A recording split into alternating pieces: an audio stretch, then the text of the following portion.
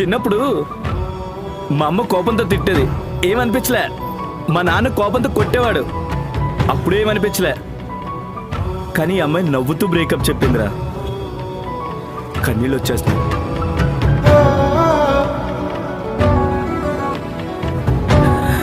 మగాని కదా, ఏడకూడదు ఏడవకూడదు ఏడవకూడదు. మగాని కదా. రే, కన్నీళ్ళకి ఆడమగంత ఆడలేదురా. బాధ ఉంటే బయటకు వచ్చేస్తాయి. రూల్స్ పెట్టుకొని కూర్చోగరా. ఏడ్చారా పర్లేదు. ప్రాబ్లమ్స్కి సొల్యూషన్ అలాగో బాధకి కన్నీళ్ళు అలాగా.